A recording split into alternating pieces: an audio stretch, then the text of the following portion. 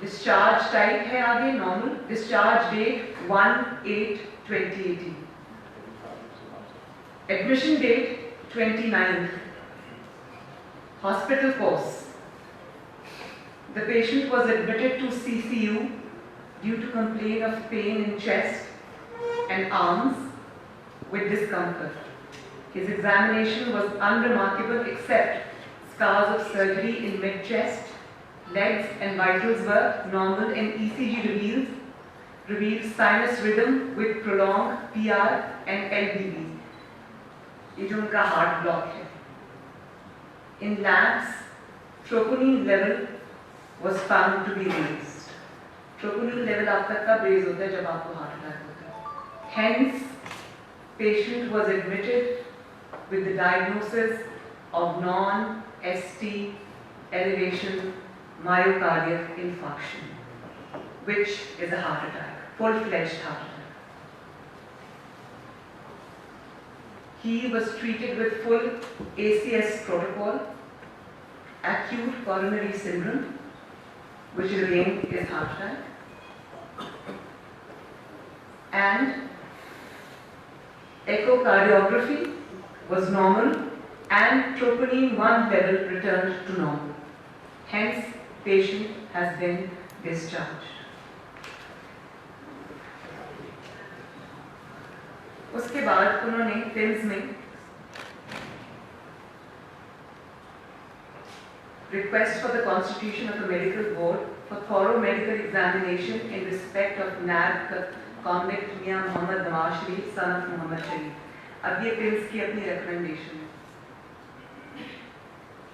The troponin 1 levels, the troponin levels were significantly raised.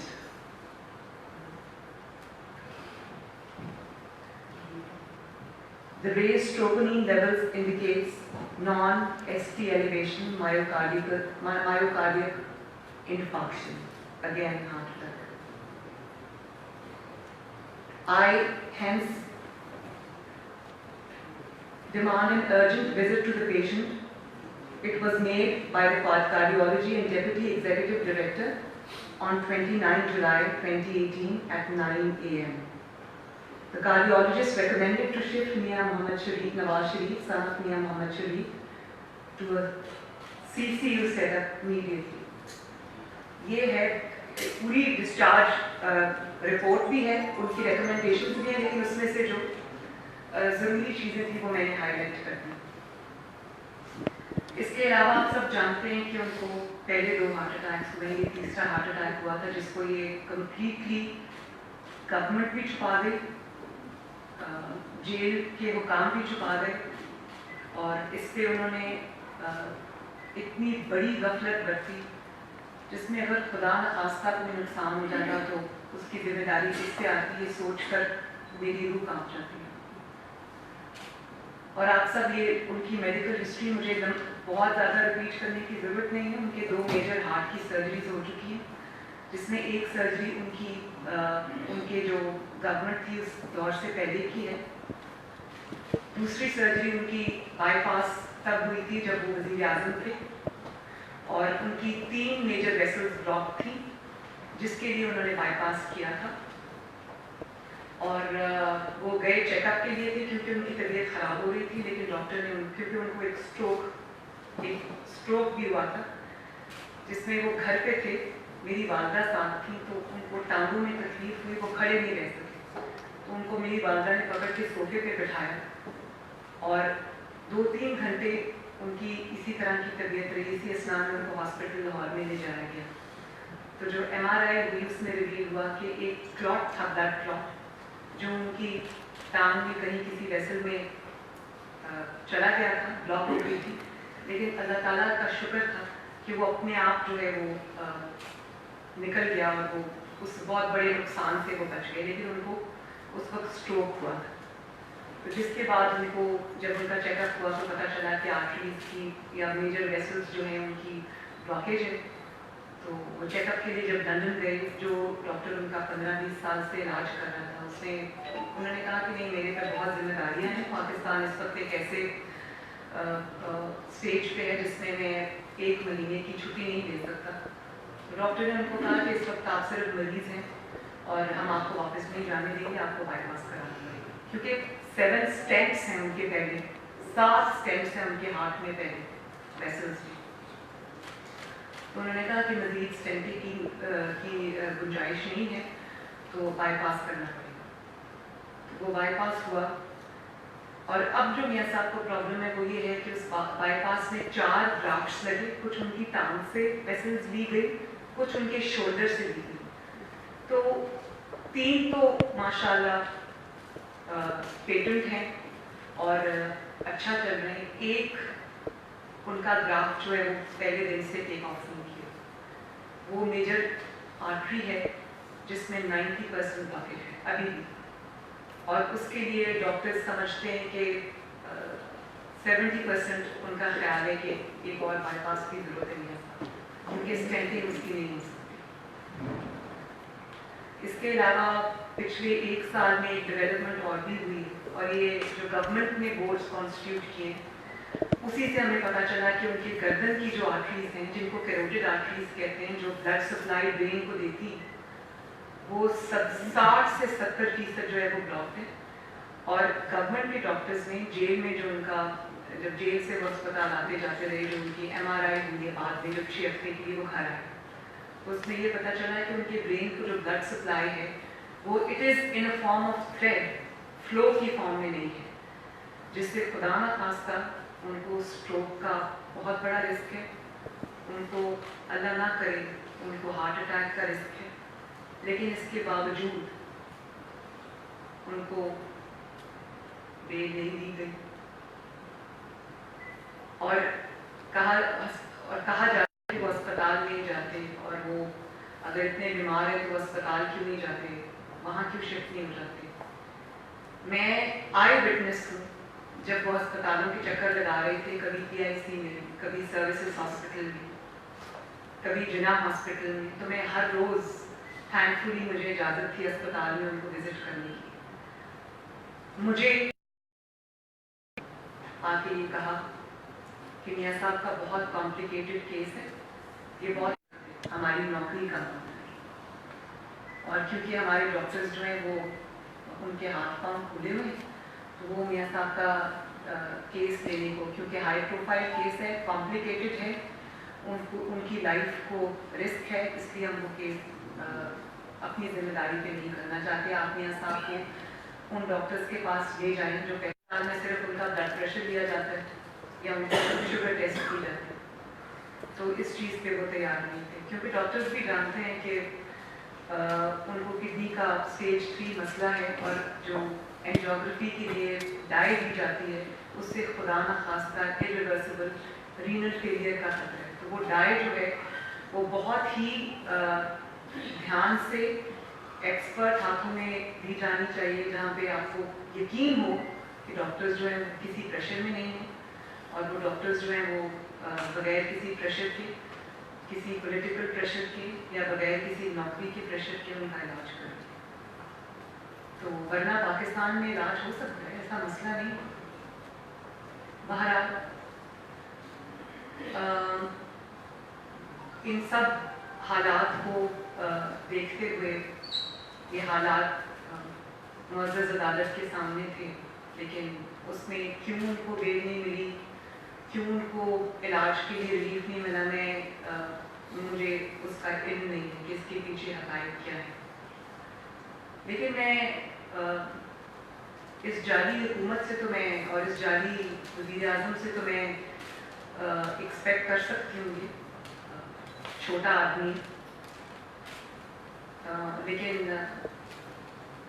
क्यों अदलिया का दरवाज़ा बार बार खटखटाने के बावजूद, क्यों उनकी इतनी कन्विंसिंग जो रिपोर्ट्स हैं, फैक्ट्स हैं, जो कि मेरे लिखे हुए नहीं हैं, कि अपने डॉक्टर्स के लिखे हुए, इसमें क्यों रिलीफ नहीं मिला, अल्लाह जानता है और मुअज़्ज़ज़ अदालत जानती है। लेकिन अगर मियाँ साहब को खुदा न खास्ता कुछ हुआ, तो इसकी जिम्मेदारी जो है वो खुदा न खास्ता उनकी सेहत बिगड़ी, तो इसकी जिम्मेदारी सब जो लोग اس میں شامل ہے، سب پہ آئے گی۔ میں یہ مقدمہ آج عوام کی عدالت میں رکھ رہی ہوں تاکہ 22 کروڑ عوام اس کے گواہ بن جائے۔ اس سے زیادہ میں کچھ نہیں کروں گی۔ دوسری بات یہ کہ نہایت چھوٹے پن کا مظاہرہ کرتے ہوئے میاں صاحب سے جو ملاقاتیں ہیں، فیملی کی بھی اور ان کے جو جماعت کے ارکان ہیں ان کے ساتھ بھی ان کی ملاقاتوں پر پابندی لگا دی گئی۔ پچھلی دفعہ جب ہم یہ جمعرات کو جو ہماری ملاقات تھی، اس میں مجھے فون آیا صبح کہ 5 لوگوں سے زیادہ، وہ بھی بلڈ ریلیشنز جو ہیں، ان سے زیادہ کسی کو جانے کی اجازت نہیں تھی۔ تو شہباز صاحب گئے، میں گئی، میرے بچے گئے۔ میاں صاحب کی والدہ ان کو نہیں مل سکی۔ میاں صاحب کی ایک ہی بہن ہے، وہ گیٹ سے واپس گئی۔ شہباز صاحب کی بیٹیاں نہیں مل سکی، وہ واپس گئی۔ اور اس بار میں نے ایک عجیب چیز دیکھی، جب ہم میٹنگ شروع ہونے والی تھی تو میں کمرے میں آ کے بیٹھ گئی۔ میاں صاحب کو کچھ دیر بعد لایا جاتا ہے تو ایک صاحب وہاں تشریف فرما تھے، اور میں نے مناسب نہیں سمجھا پوچھنا۔ میاں صاحب جب آئے، شہباز صاحب بھی موجود تھے، میں بھی تھی، تو میاں صاحب نے پوچھا کہ میرے ڈاکٹر کہاں ہیں۔ ان کے ڈاکٹر میرے ساتھ گئے تھے، ڈاکٹر نام، ان کو انہوں نے باہر کھڑا رکھا، 2 گھنٹے ان کو اندر نہیں آنے دیا۔ حالانکہ وہ ویکلی اسیسمنٹ کرتے ہیں، ان کو دیکھتے ہیں، ان کی جو دوائیوں میں رد و بدل چاہیے ہوتا ہے، مینجمنٹ جو ہوتی ہے وہ کرتے ہیں۔ کیونکہ ابھی پچھلے دنوں میاں صاحب کو ایک ایپیسوڈ ہوا تھا، اس میں کیا ریزلٹس آئے تھے، ان کو کیا ہوا تھا، یہ کچھ دیر پہلے کی بات ہے۔ میں نے اسی دن ٹویٹ کیا تھا جب مجھے پتہ چلا کہ میاں صاحب کو رات کو 2-2:30 بجے کے قریب چوکنگ ہوئی تھی۔ ایک ہارٹ کا ان کو ایپیسوڈ ہوا تھا جس میں ان کا سانس جو ہے وہ بند ہو گیا تھا، دم گھٹ گیا تھا، تو انہوں نے پھر آواز دی اونچی سی، اور وہاں پر جو ڈیوٹی پہ پولیس کے افسران تھے، انہوں نے کہا میرا تالا کھولیں، میری طبیعت خراب ہوگی۔ اکثر جب ان کو وہاں پر انجائنا کے، میں نے بتایا کہ ان کی ایک آرٹری 90% بلاک ہے، تو جب ان کو انجائنا کے اٹیکس ہوتے ہیں تو میاں صاحب کے پاس ایک واحد چیز ہے جو سبلنگول اسپرے ہوتی ہے، اس اسپرے کو وہ استعمال کرتے ہیں، یا سبلنگول جو ٹیبلٹس ہوتی ہیں وہ یوز کرتے ہیں۔ تو کہتے ہیں کہ 25 سے 30 منٹ میں ان کی طبیعت میں بہتری آ جاتی ہے۔ اس دن جب ان کو چوکنگ ہوئی، سانس ان کا بند ہو گیا، سانس ان کا ایکچولی، وہ کہتے ہیں کہ مجھے بہت مشکل ہو رہی تھی، مجھے سفوکیشن ہو رہی تھی، تو میں نے آواز دی کہ پلیز میرا دروازہ کھولیں، میں باہر تازہ ہوا میں نکلنا چاہتا ہوں، مجھے سانس نہیں آ رہا۔ تو وہ بھی گھبرا گئے، انہوں نے دروازہ کھولا تو دوائی لینے کے باوجود کوئی 1.25 گھنٹہ میاں صاحب کی طبیعت جو ہے وہ خراب رہی۔ اس کے بعد جو بہتری آئی تو وہ اپنے کمرے میں واپس آئے۔ کیا رپورٹس آئی ہیں ان کی اس وقت میں، ان کو کیا ہوا تھا، میں نہیں جانتی۔ مجھ سے آج تک یا کسی بھی سے بھی، ان کے ڈاکٹر سے بھی وہ ڈیٹیلز جو ہے وہ شیئر نہیں کی۔ تو اس ماحول میں جب ہماری اس دفعہ میٹنگ ہوئی تو وہ صاحب وہاں تشریف فرما تھے۔ میاں صاحب جب آئے تو میاں صاحب نے کہا کہ آپ کون صاحب ہیں؟ تو کیونکہ جو ڈیپٹی سپرنٹینڈنٹ ہیں وہ ان کی موجودگی میں ہمیشہ ہماری میٹنگ ہوا کرتی ہے، تو ان صاحب کی موجودگی میں میاں صاحب نے سوال کیا کہ بھائی آپ کون ہیں؟ تو وہ گھبرا گئے۔ ان کا نہیں سر وہ میری ڈیوٹی لگی ہے، میں سر میری ڈیوٹی،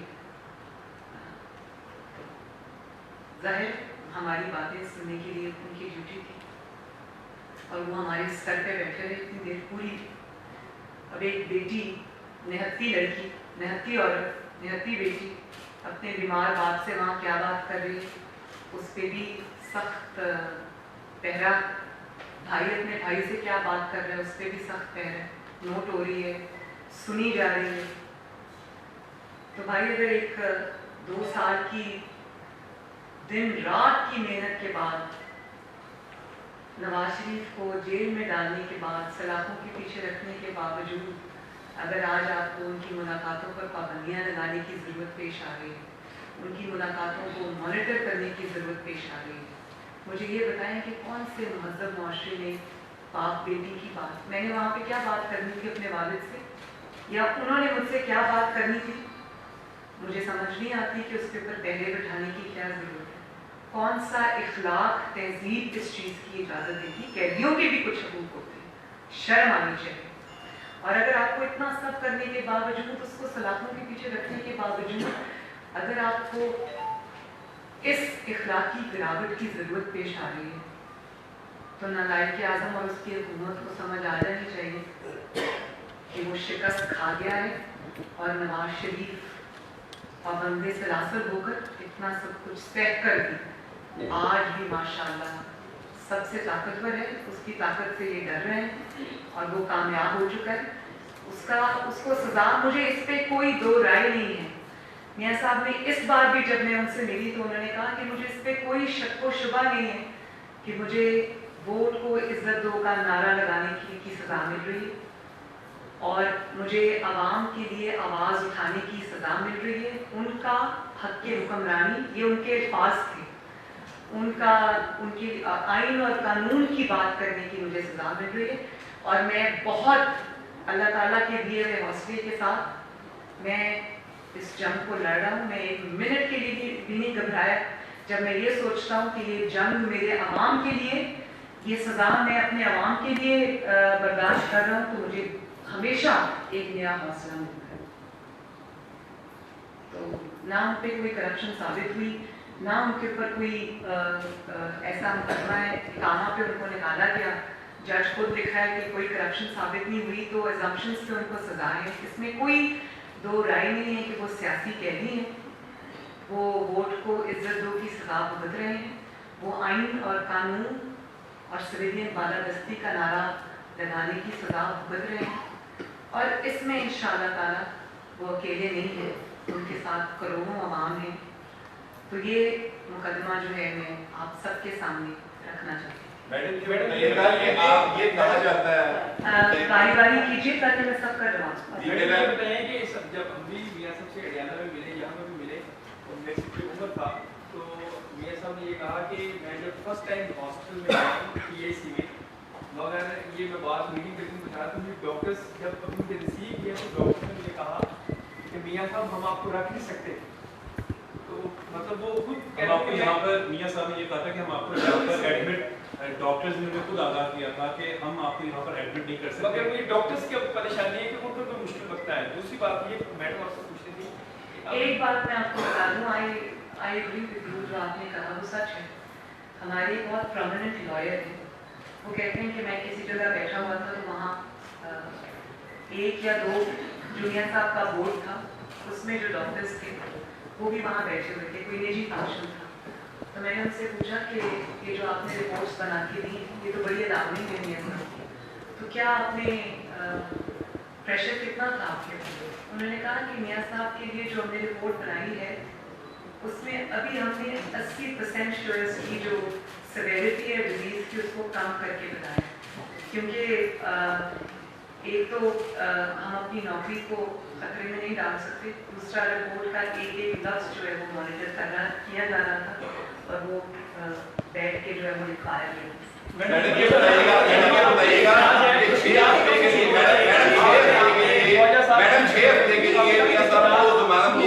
سپریم کورٹ سے 6 ہفتے کی ضمانت ملی, اور تحریک انصاف کا کہنا یہ ہے کہ ان 6 ہفتوں کے دوران انہوں نے اپنا علاج نہیں کرایا بلکہ صرف ٹیسٹ پہ اکتفا کیا.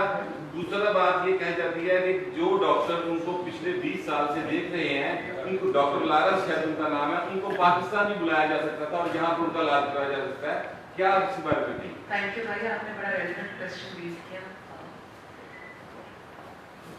آپ یہ سمجھتے ہیں کہ جو بیماریوں کی تفصیل ہے میاں صاحب کی, جو ان کی میڈیکل ہسٹری ہے, جس میں نے آپ کو میں دوبارہ ریپیٹ کر دی تھی, ان کو بہت سیویئر ہارٹ پرابلم ہے, ان کو کڈنی کا ایشو ہے, اسٹیج 3 پہ ان کی کڈنی ہے, اسٹیج 4 اللہ نہ کرے از ارریورسیبل رینل فیلئر, کڈنی کا فیلئر جس کے اوپر خدا نہ خواستہ وہ ہمیشہ کے لیے ڈائلسس پہ چلے جائیں گے. اس کے بعد وہ کوالٹی آف لائف کیا ہوتی ہے وہ آپ ڈائلسس پہ جو پیشنٹس ہوتے ہیں وہ آپ بہتر سمجھتے ہیں.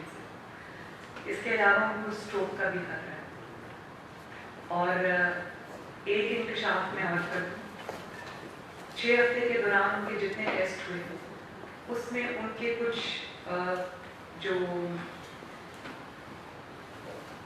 चेस्ट में उनकी कुछ गदूद ऐसे हैं जो बड़े हुए हैं जिनकी बायोप्सी होनी ज़रूरी है, और वो सर्जिकल बायोप्सीज होंगी क्योंकि वो हर क्लस्टर में से एक लिम्फ नोड को उठाकर या चंद लिम्फ नोड्स के क्लस्टर्स को उठा के, वो मेरी वालदा का जो केस था, वो सीने में से वो 2-3 जगह पे उनकी सर्जिकल बायोप्सीज होनी, जो कि इन इटसेल्फ एक कंप्लीट ऑपरेशन होता है। उसमें वो एक्सट्रैक्ट करते हैं, एक्सिजन बायोप्सी उसको कहते हैं, वो एक्सट्रैक्ट करते हैं, उसमें क्लस्टर्स में से उठाते हैं और 1-2-3 हफ्तों के या महीने के वक्फे के साथ वो डिफरेंट जगहों से वो लेके उनकी सर्जिकल बायोप्सीज करते हैं।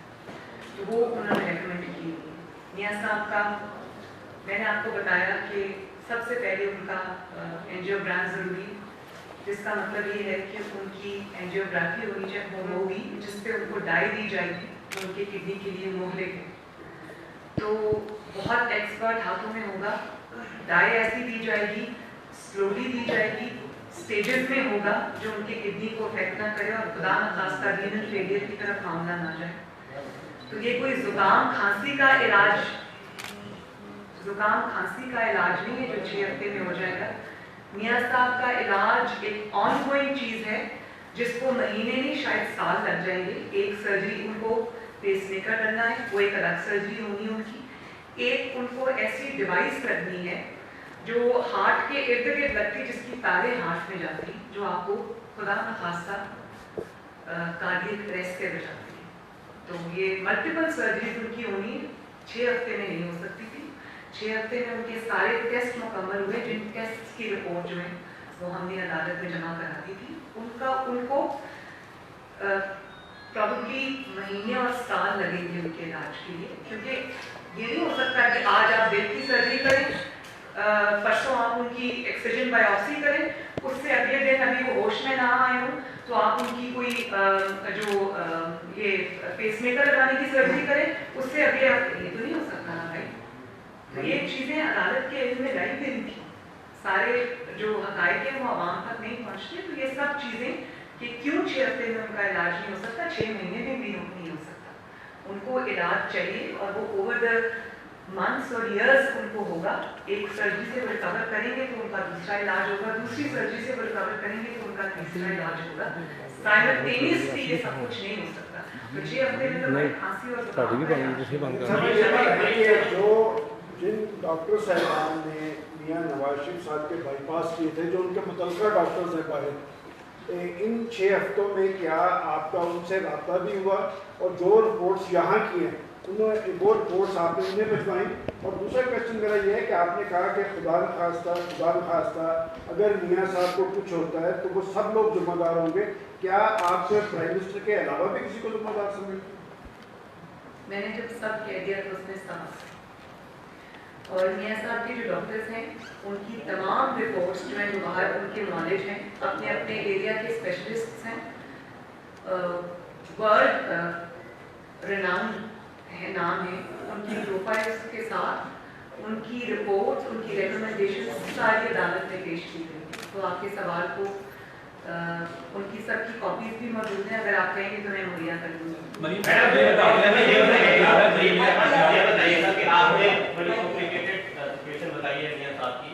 तो आप इस प्रेस कॉन्फ्रेंस के जरिए क्या मुतालबा करना चाहिए? उन्हें क्या इलाज के लिए बाहर निकालना चाहिए, या आप प्रेसिडेंट ऑफ पाकिस्तान से या वज़ीर आज़म पाकिस्तान से कोई रिलीफ मांगना चाहिए, क्योंकि अदालत से आपकी सजा तो मंजूर नहीं हुई? अब आप क्या कह रहे हैं? मैं ना इस जाली हुकूमत से कोई रिलीफ मांग रही हूँ, ना ही कोई रिलीफ दे सकते हैं। तो खुद किसी का मोहताज हो, किसी को क्या रिलीफ देगा? तो मैं बिल्कुल भी किसी से रिलीफ नहीं मांग रही। मेरा आज का मकसद मियाँ साहब की सेहत की जो एक बहुत सीरियस सिचुएशन है उसको मैं आवाम के सामने रख रही हूँ। मैं 22 करोड़ आवाम को गवाह बना रही हूँ, क्योंकि ना मियाँ साहब ना ये मिस्र है और ना इंशाअल्लाह ताला मियाँ साहब को मुर्सी बनेंगे। मैडम आप ये बताएं कि आप कहते हैं कि 22 करोड़ आवाम के सामने अपना मुकदमा रख रही है। मुस्लिम लीग नून खुद एक बहुत बड़ी जमात है, तो क्या आइंदा के हवाले से हिकमत अमली अपना रहे? देखिए मियाँ साहब से जुमेरात को जब मेरी मुलाकात होगी तो हमारी लीगल स्ट्रैटेजी आगे क्या होगी इस पे मैं उनसे ज़रूर बात करूँगी, डायरेक्शंस दूँगी, जैसे वो कहेंगे वैसे होगा। इसके बारे में हम बार बार अदालत का दरवाज़ा खटखटा रहे हैं, हम बार बार कभी ये जानते हुए भी कभी लगता है कि रिलीफ नहीं मिलेगा, फिर भी अदालत का दरवाज़ा भी खटका रहे हैं, अदालत का दरवाज़ा भी खटका रहे हैं, इस उम्मीद में कि इंशाल्लाह एक दिन उनको इंसाफ जरूर मिलेगा। मरीम साहब ये फरमाइएगा कि आप कर रही हैं या साथ ही सेहत के वाले से बड़ी सीवियर कंडीशन आप बता रही हैं, इन हालात में जो मुस्लिम लीग नवाज की लीडरशिप है, शहबाज शरीफ साहब जो पार्टी के सदर है, वो हुकूमत के साथ मिलकर मिसाल जमहूरियत मिसाल के देने की बातें कर रहे हैं और इस किस्म का तासर जा रहा है कि शायद वो हुकूमत के साथ कुछ ऐसी बातचीत करना चाहते हैं कि इस सिलसिले में हुकूमत को सपोर्ट करना चाहते हैं। जब आपकी पोजीशन आपकी अपनी पार्टी हुकूमत के साथ इस हद तक ताउन पर होकर आए, उनको भी ये सब सरकार देखिए, शहबाज साहब पाकिस्तान मुस्लिम लीग नून के सदर हैं, लीडर ऑफ द ऑपोजिशन हैं और उनका मेरे से बहुत ज़्यादा एक्सपोजर भी है, पॉलिटिकल एडमिनिस्ट्रेटिव भी। उनकी जो हुक्मबंदी है उस पर ज़र्रा बराबर भी किसी को शक नहीं है और उन्होंने जो निसाफी मईशत की बात की है उसमें डेफिनेटली उनके पेश नज़र वो चीज़ें होंगी जो शायद मेरे पेश नज़र नहीं है। उसमें मुल्क का जो आगे बढ़ना चलना, पार्लियामेंट का जो तकद्दस है, जो हम देखा पार्लियामेंट में क्या हुआ, वो उनके पेश नज़र रहा होगा, उनकी एक अपनी राय है। अब जो मैं आपको देने लगी वो मेरी ज़ाती राय है और ऑब्वियसली मुझे अपनी ज़ाती राय देने का हक एज ए पाकिस्तानी भी है, एज ए PMLN मेंबर भी है, एज ए PMLN वर्कर भी है और मैं हर मौके पर अगर मेरी कोई डिसेंटिंग नोट होता है किसी चीज़ पे या मुझे कोई मेरा नुक्ता नज़र किसी से मुख्तलिफ होता है तो मैं पार्टी मीटिंग्स के अंदर मियां साहब की प्रेजेंस के अंदर, शहबाज शरीफ साहब की प्रेजेंस के अंदर बहुत मौजूदाना तरीके से अपना पॉइंट ऑफ व्यू ज़रूर रखती हूँ। रिजेक्ट हो जाए और बात है, एक्सेप्ट हो जाए वेरी गुड और उस पर फिर फैसला होता है। लेकिन मेरा ज़ाती ख्याल ये है, ये मेरे ज़ाती राय है कि मिसाके मईशत जो है वो ज़ाती मईशत है मेरा ख्याल है और जिस शख्स ने मईशत का बेड़ा गर्क किया, जिस शख्स ने पाकिस्तान को की मईशत को तबाह और बर्बाद किया, जो जाली तरीके से इक़्तिदार में आया, वोट चोरी करके इक़्तिदार में आया, जो चोर दरवाजे से इक़्तिदार में आया, आप उसके साथ किसी किस्म का ना कोई बातचीत करनी चाहिए, ना किसी किस्म का कोई मिसाक करना चाहिए। आज आप मुझे ये बताएं कि पाकिस्तान की स्टॉक एक्सचेंज को जिस शख्स ने, नालायक आज़म ने, जिसकी नालायकी ने, जिसकी नाअहली ने स्टॉक एक्सचेंज को डुबो दिया, पाकिस्तान की मईशत को डुबो दिया, ग्रोथ रेट आपकी 6 से गिरती गिरती 3 से कम हो गई, पाकिस्तान के कर्जों का हुजूम इतना ज़्यादा बढ़ गया, पाकिस्तान की तरक्की को जिस नालायक आज़म ने रोक दिया, जिस शख्स ने आए दिन जो है वो महंगाई इतनी ज़्यादा हो गई है कि आवाम का जीना दोभर हो गया, उस शख्स से मिसाल उसको तो ये एनआर देने के मुताबिक होगा। जिस बात पे उनका घेराव करना चाहिए, जिस बात पे उनको रिस्पॉन्सिबल होल्ड करना चाहिए, उनको आप किस तरह से ये रिलीफ दे सकते हैं? वो तो देखिए ना, आप किसी और चीज़ पे तो वो तैयार नहीं है। वो अपनी नालायकी और अपनी नाअहली से उसने मईशत का जो हाल कर दिया, उस पे वो चाहता है कि ऑपोजिशन जमातों की मोहर भी लग जाए तो एंडोर्समेंट हो जाए। ये नहीं हो सकता। जवाब उसको देने दें, उसका घेराव करना चाहिए, उससे जवाब लेना चाहिए और जो भी उसकी गिरती हुई साख को सहारा देगा वो अवाम की अदालत में, वो कोई भी अपोजिशन पार्टी हो, वो अवाम की अदालत में मुजरिम ठहरेगी, मुजरिम कहलाएगी। तो इस जुर्म में हमें हिस्सेदार नहीं बनना चाहिए और जो जाली तरीके से हुकूमत में आता है, जो वोट चोरी करके आता है, जिसका मैंडेट ही नहीं है, जो मैंडेट चुरा के आता है, आप उसको मीसाक की ऑफर नहीं करते, आप उसको इबरत का निशान बनाते हैं ताकि आने वाले वक्त के अंदर कोई भी दोबारा आवाम के वोट को रोंद के इतना घिनौना खेल मुल्क के साथ ना खेल सके। तो ये तो बिल्कुल भी मेरे ख्याल में कोई ऐलान उसको नहीं देना चाहिए, उसको अपना कंधा नहीं देना चाहिए। जो उसने ना अहदी और नालायकी से कौम का हशर किया है, मईशत का हशर किया है, पाकिस्तान का हशर किया है, उसको वो जवाब देना पड़ेगा, उससे जवाब मांगना चाहिए। आप देखिए कि वो किसी और चीज़ पे राजी नहीं होता, लेकिन इस पे कमेटी बनाने पे कितनी जल्दी राजी हो गया। उसी से पता चल गया कि वो राह फरार इख्तियार करना चाहते हैं, तो अपनी नाअहली और नालायकी का जो हिस्सेदार है वो अपोजिशन पार्टीज को बनाना चाहता है, तो इससे दूर रहना चाहिए। अच्छा मैडम ये बताएगा कि हर कैदी का ये राइट है कि उसको जो बुनियादी इंसानी उसके जो राइट्स हैं वो उसको मिलने चाहिए।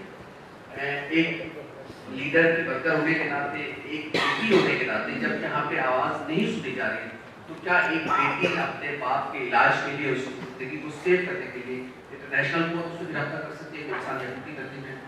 लेकिन जिस दिन मियां साहब की ये बेल का फैसला आया था, रिजेक्ट हुई थी, उस दिन आपने शायद मेरे ट्वीट्स पढ़े होंगे। मैंने विदाउट मिंसिंग वर्ड्स मैंने एक बात कही थी कि मैं मियां साहब की सेहत का, क्योंकि वो मेरे लीडर भी हैं, वो करोड़ों आवाम के लीडर हैं, पाकिस्तान की सबसे बड़ी सियासी जमात के लीडर हैं, 3 दफ़ा की वज़ीर आज़म हैं, इसके अलावा वो मेरे वालिद हैं। तो मैं उनका मुकदमा हर जगह लड़ूंगी, आखिरी हद तक जाऊंगी, उसके लिए मुझे कुछ भी करना पड़े मैं इंशाअल्लाह करूँगी।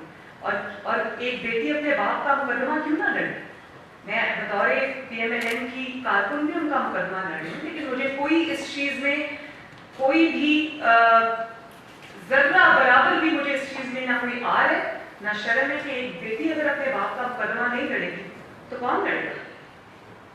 मैं ना सिर्फ उनका मुकदमा लड़ूंगी, बल्कि आप सब जो सहाफ़ी हज़रात हैं जो इतनी पाबंदियों का शिकार है, खौफ का शिकार है, आपके थ्रू हमारा मैसेज भी आवाम तक पहुंचता है, और अगर आपका एक हिस्सा जो है वो खौफ में भी मुब्तला है, आप हमारे लिए आवाज़ उठाएं ना उठाएं, मैं आपके लिए भी आवाज़ उठाऊंगी। मैं इस मुल्क में जो इज़हार राय पे पाबंदी, ऑलमोस्ट पाबंदी लग गई है, मैं उसके खिलाफ भी आवाज़ उठाऊंगी। मैं कुर्बानी का बकरा बनने को तैयार, मैं अपने आप को ऑफर करती हूँ हर चीज़ के लिए। मैं सब अपने ऊपर, मैं मियां साहब के लिए, नवाज शरीफ के लिए, करोड़ों दिनों की धड़कन के लिए मैं आखिरी हद तक जाऊंगी इंशाल्लाह। मैं अपना प्रोग्राम पूरा मरतब कर रही हूँ, आने वाले दिनों में आपके सामने बहुत कुछ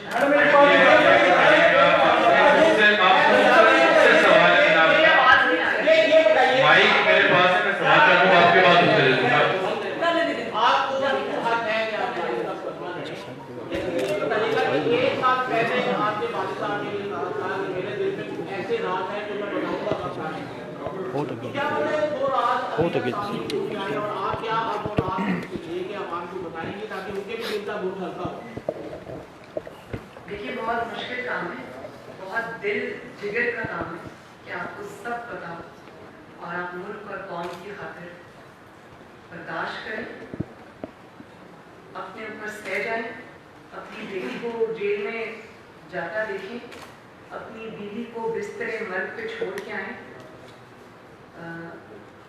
सज़ा भुगतने के लिए, और सज़ा उनको किस तरह हुई है, क्या हुई है, वो आप सब जानते हैं, मुझे कुछ कहने की ज़रूरत नहीं।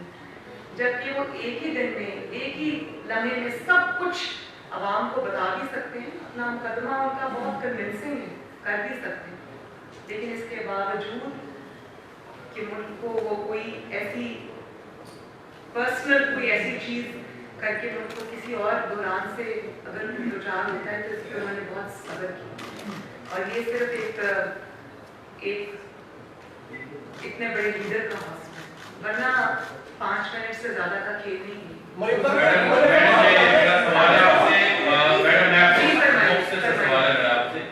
ये फरमाइएगा कि जेल में कैद बीमार हालत में मियां मोहम्मद नवाज शरीफ साहब کیا میثاق معیشت کے حامی ہیں یا وہ بھی اس سے میثاق معیشت؟ پرابلم کسی نہیں پرابلم وہ بالکل کتنے اور وہ یہ چاہتے ہیں کہ بالکل اپوزیشن کسی قسم کی کوئی کمزوری نہ دکھائے.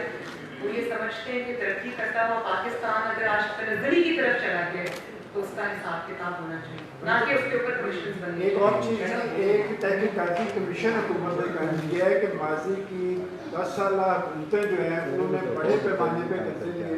آپ نے بھی قرضوں میں اضافے کا ذکر کیا ہے اور عملاً صورتحال یہ ہے کہ پاکستان کی معیشت آج قرضوں کی معیشت بن چکی ہے. اس تحقیقاتی کمیشن کے حوالے سے آپ کی رائے کیا ہے, اور جس معاشی صورتحال کا آپ نے ذکر کیا ہے اس معاشی صورتحال کے خلاف آپ کی پارٹی کب سڑکوں پہ آ رہی ہے؟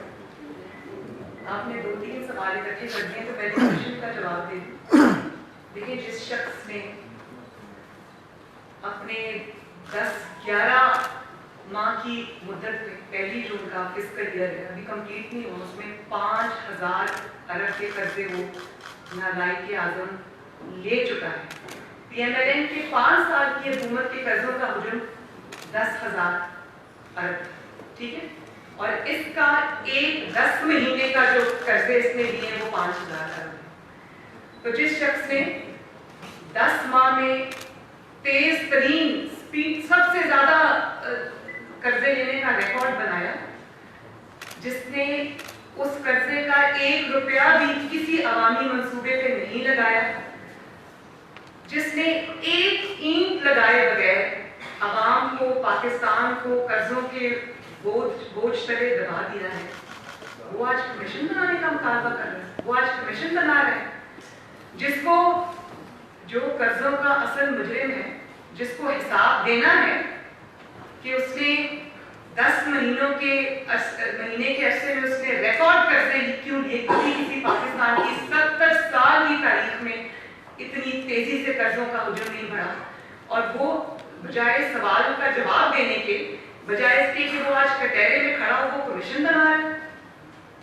تو کمیشن تو میرا خیال ہے کہ بنے گا اور ضرور بنے گا, لیکن وہ کمیشن جو ہے وہ 2008 سے شروع نہیں ہوگا, وہ 1999 سے شروع ہوگا, اور وہ 2017 پہ ختم نہیں ہوگا, وہ 2018 پہ ختم نہیں ہوگا, وہ 2019 کا یہ جو 10 سال کا ریکارڈ ہے قرضے لینے کا, اس میں 2019 جو کہ نالائق اعظم کا پہلا فسکل ایئر ہے, جس میں اس نے 10 مہینوں میں معیشت کا بیڑا غرق کر کے رکھ دیا, وہ یہ سال بھی اس میں انکلوڈڈ ہوگا.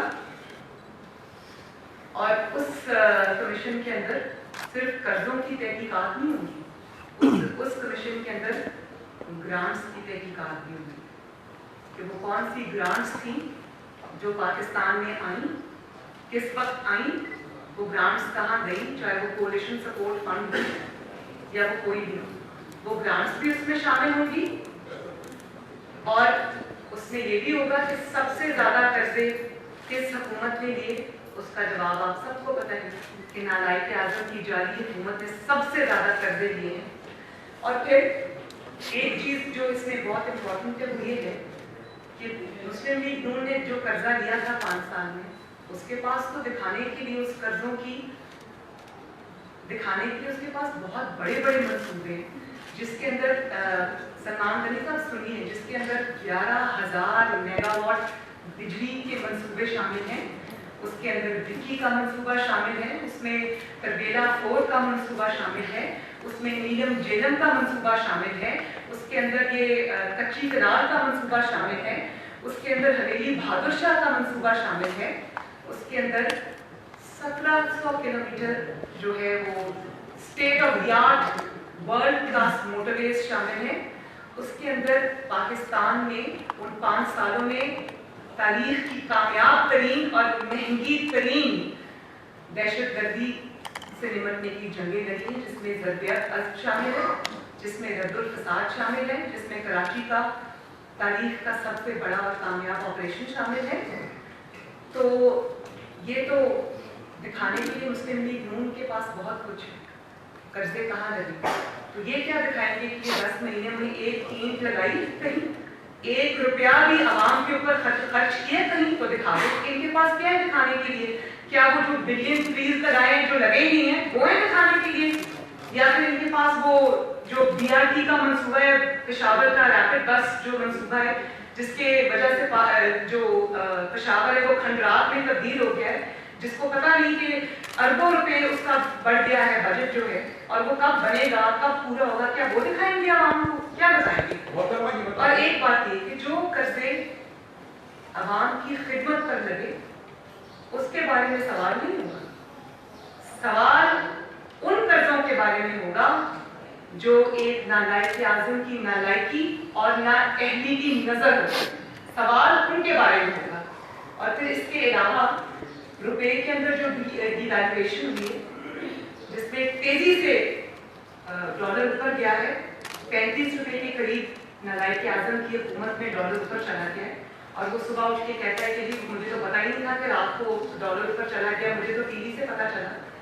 तो इस नालायकी का भी उस कमीशन में इसको भी लाना चाहिए कि वो डॉलर के ऊपर जाने से पाकिस्तान के कर्जों के हुजूम में कितने बड़े हैं वो कर्जे, कितना उसमें रातों रात अरबों रुपए के इजाफे हुए हैं। और उसके अलावा जो स्टेट बैंक का इंटरेस्ट रेट है जो 6 से 12 पे चला गया, 6.25 टू बी प्रिसाइज, से आज 12.25 पे चला गया, उससे कर्जों का हुजूम कितना बड़ा है, उससे पाकिस्तान के कर्जे कितने बड़े, उससे जो मईशत तबाह हुई है, जो कारोबार लोगों के तबाह हुए हैं, बिजनेस कम्युनिटी के, वो एक अलग बात है, लेकिन उससे कर्जों के ऊपर कितना फर्क पड़ा है, कितने बढ़ गए हैं, वो भी कमीशन में लाया जाएगा।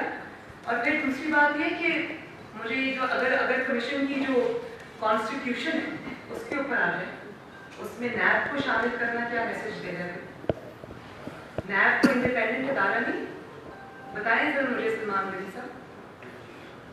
ये और बात है कि आप कहते हैं कि मैंने तो मुकदमे नहीं बनाए, वो तो नैब ने बनाए, लेकिन आपका एक वजीर आके टीवी पे कहता है कि जी हमने बनाए, नैब ने तो नहीं बनाए।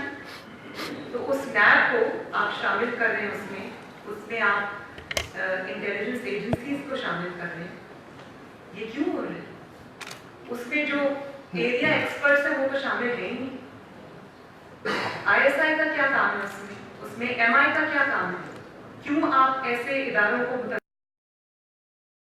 और MI को भी इन खराबात से दूर रहना चाहिए, ये जो पॉलिटिकल डिवीजन क्रिएट कर रहे हैं इससे दूर रहना चाहिए, वरना जो ये नालायक आज़म और नाअहल आज़म का जो फैसले हैं ना, इसका जवाब चंद अशखास को नहीं पूरे इदारों को देना चाहिए। तो ऐसे इदारों को सियासत में घसीटना, उनको तनकीद के लिए आवाम के आगे मुल्क के साथ कोई तो सामने खुद आ।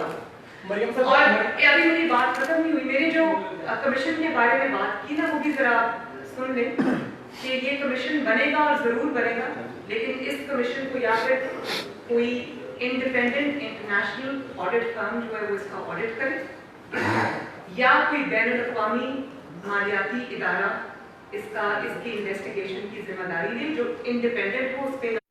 तो ये कमीशन नहीं है, ये JIT है, और ये किस मकसद के लिए बनाई जा रही है वो आवाम को पता है। पहले भी जो JITs बनी है वो जिस लिए बनी है वो सबको पता है।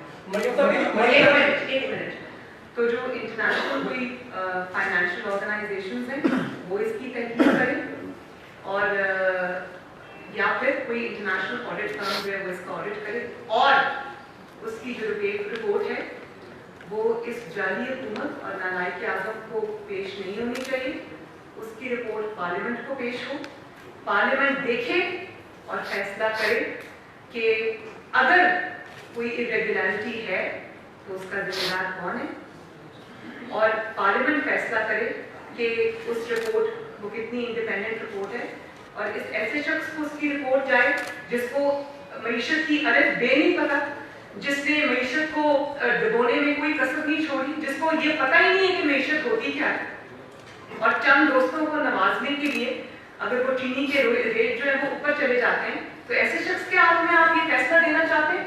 बिल्कुल किसी सियासी जमात को इस कमीशन के आगे पेश नहीं होना चाहिए। ये जाती मकासद के लिए बनाया गया है, जो अहदाफ उनको पॉलिटिकल विक्टिमाइजेशन के दूसरे हथकंडों से हासिल नहीं हुए, वो इससे हासिल होने चाहिए।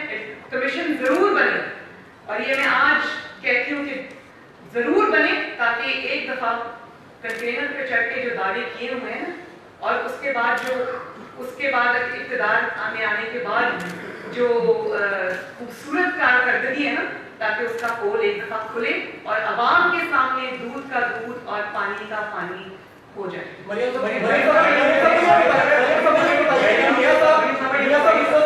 जो जेल में बंद है वो मुकाबला कर रहे हैं, और आप ही सड़कों पर निकली, आप ही मुकाबला कर रही हैं, लेकिन उसके बावजूद जो इसहाक डार साहब हैं वो मुसलसल मुझसे मखलूर हैं। उन्होंने बरतानिया में जो सियासी पनाह की दरख्वास्त भी कर दी है, तो इसमें क्या कहती है? बहुत अच्छा किया, बहुत अच्छा किया। यहाँ पे एहतसाब हो रहा हो ना, तो फिर जरूर उस एहतसाब के आगे आपके पेश है।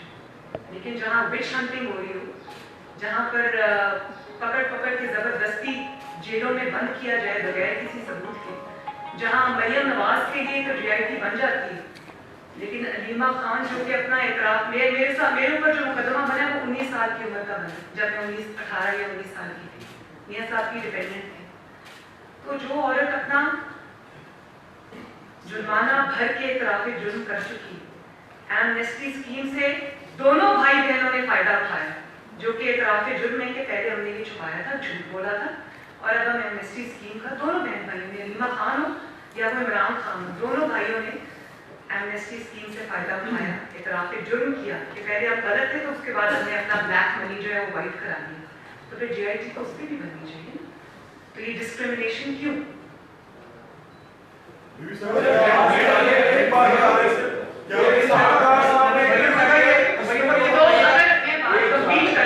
अगर आज ये नवाज शरीफ साहब तो आ गए, वो सबके हिस्से का जो जुर्म था वो उन्होंने अपने सीने पे सह लिया, लेकिन क्यों आए बाकी? जिस दिन पाकिस्तान के अंदर इंसाफ होगा उस दिन ये सब आएंगे, अपना एहतसाब भी देंगे और इंशाल्लाह सुरखरू भी होंगे। छुपाने के लिए कुछ नहीं है।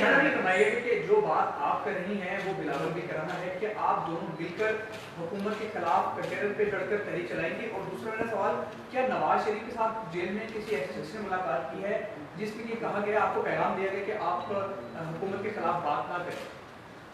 मेरे एडमिट के मुताबिक मियां साहब से तो किसी की ऐसी मुलाकात हुई नहीं, ना मियां साहब ऐसी मुलाकातें करते हैं। अगर वो ऐसी मुलाकातें करते होते तो इस पर सलाखों के पीछे ना बैठे होते। नंबर 2, आपने जब बलावत की बात की है, तो बलावत की अपनी जमात है, मेरी अपनी जमात है, वो पाकिस्तान पीपल्स पार्टी है, हम पाकिस्तान मुस्लिम लीग नून है, उनका अपना एजेंडा है, हमारा अपना पॉलिटिकल एजेंडा है, उनका अपना मैनिफेस्टो है, हमारा अपना मैनिफेस्टो है, उनकी अपनी पॉलिसी है, स्ट्रैटेजी है, हमारी अपनी पॉलिसी है, स्ट्रैटेजी है। लेकिन मैं सिर्फ पीपल्स पार्टी की बात नहीं करती।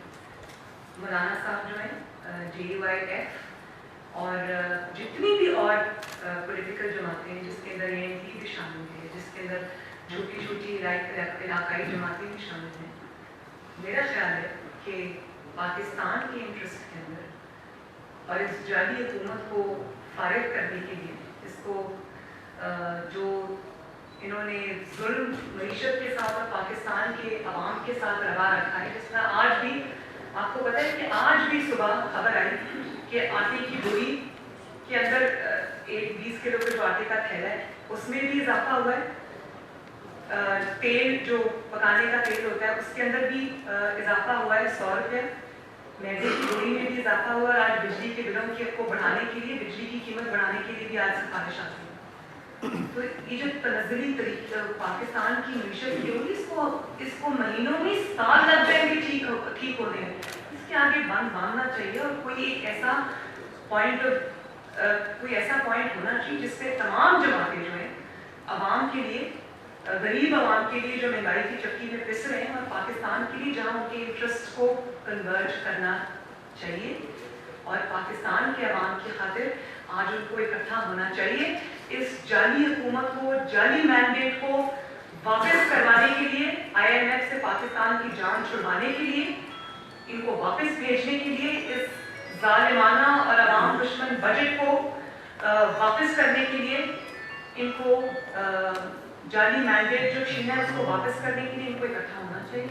और मैं आज फिर से रिपीट कर देती हूँ कि जो भी जमात, चाहे वो मुस्लिम लीग, नून हो, पीपल्स पार्टी हो, कोई भी, अगर वो इस वक्त अवाम के साथ खड़ी ना नजर आई, अगर उन्होंने अवाम के इश्यूज पे अवाम का साथ ना दिया, अवाम जो पिस रहे हैं उनके लिए वो आवाज ना उठाई, तो वो भी बात अवाम के जो मुजरिम होंगे बहस व गज़ब का निशाना भी बनेगी, तारीख के भी मुजरिम।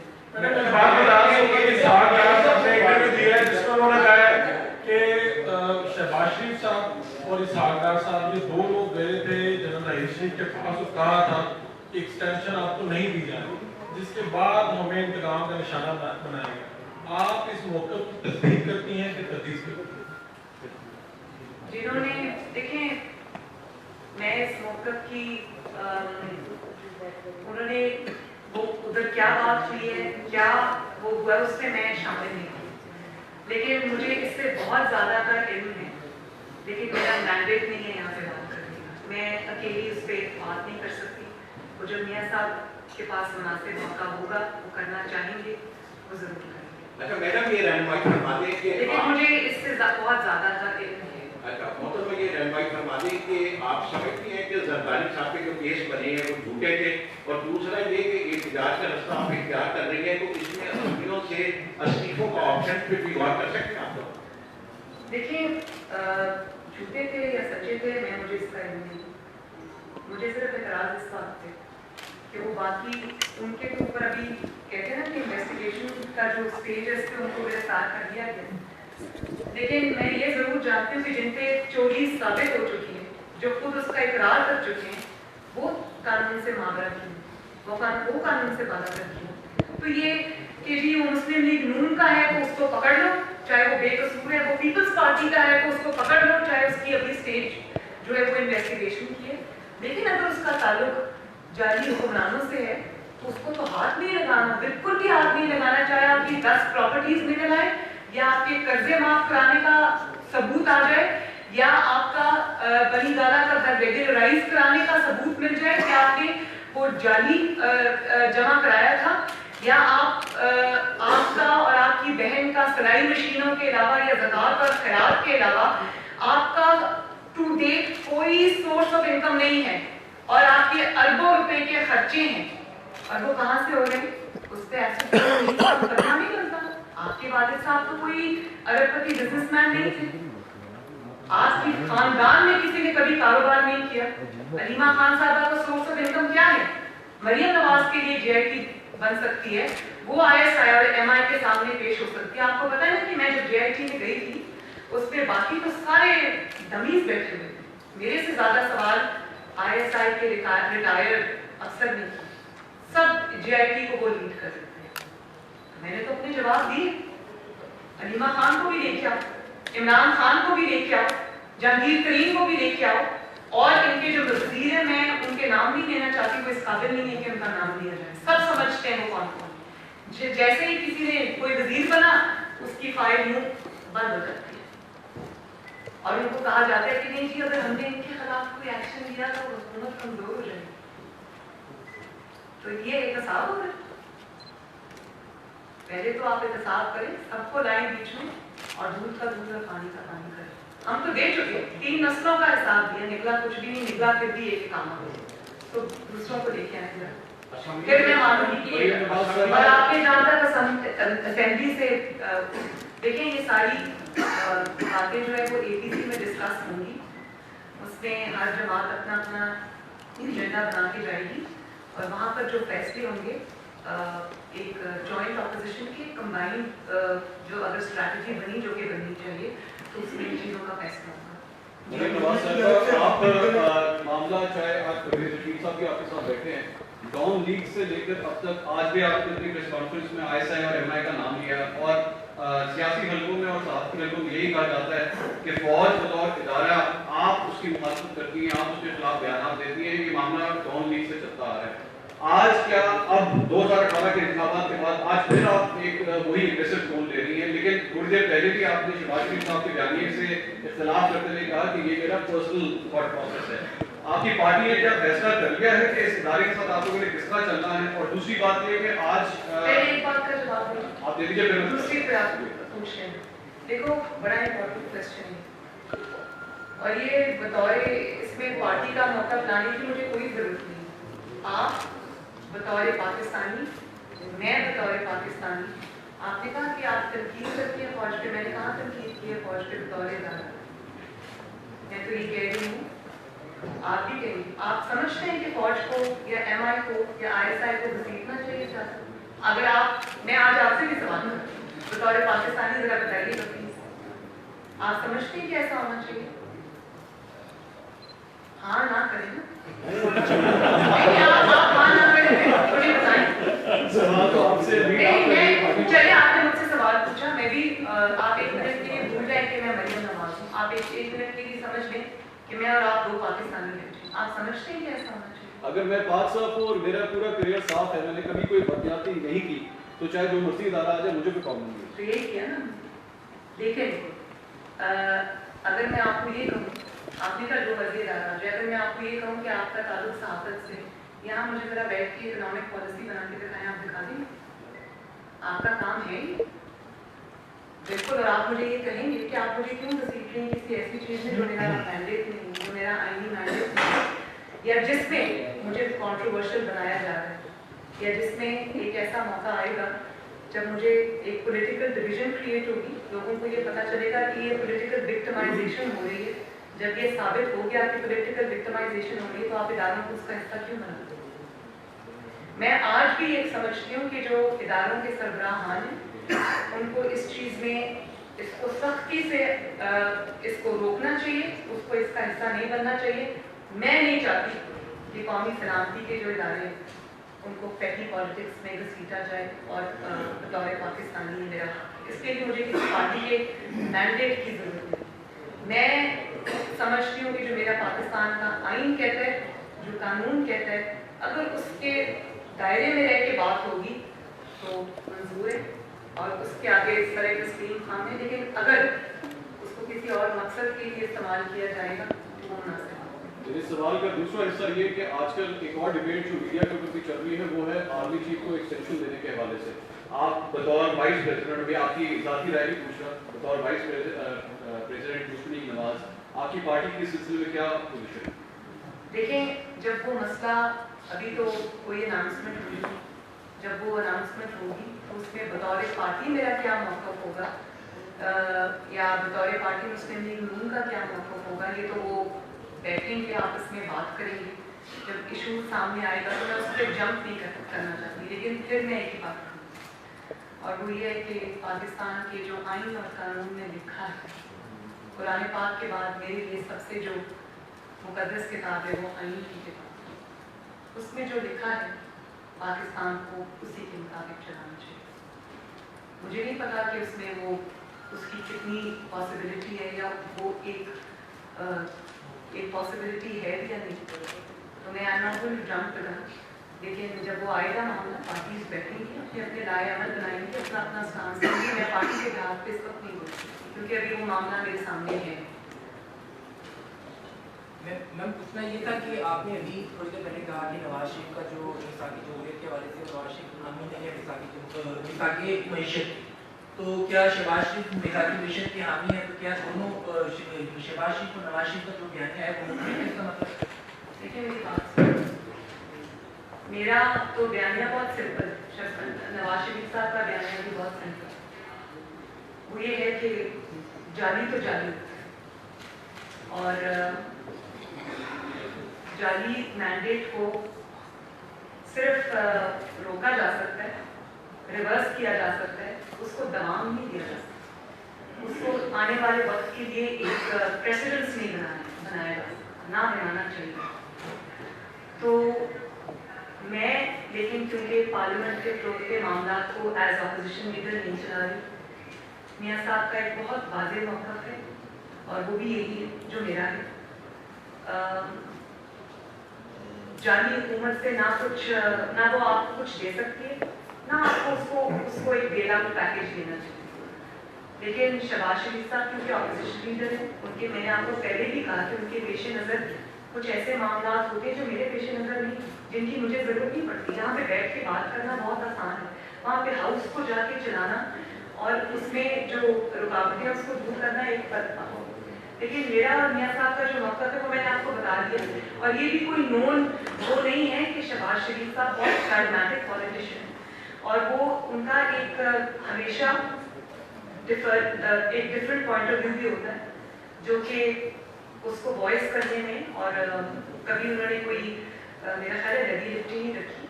सब जानते हैं कि उनकी अप्रोच एक फर्क है। जाहिर है जब एक 4 बहन भाई होते हैं, चारों की अप्रोच फर्क होती है, उनकी सोच फर्क होती है, लेकिन वो पार्टी फैसलों के वो भी पाबंद है, वो भी डिसिप्लिन में, वो भी नवाज शरीफ जैसे ये कहा जा रहा था कि वो ये कर देंगे वो कर देंगे, वो अपने भाई के साथ बहुत लॉयल है, वो पाकिस्तान के साथ बहुत लॉयल है, वो PMLN के साथ बहुत लॉयल है। अप्रोच का फर्क हो सकता है और उसमें एडमिट करने में मुझे कोई शर्म नहीं है, कोई आर नहीं है, ये डेमोक्रेसी है। जब मैं जमहूरियत की बात कर रही हूँ तो मुझे पार्टी के अंदर भी जमहूरियत है, वहाँ पे बातें होती, आखिरी फैसला नवाज शरीफ। ठीक है जी।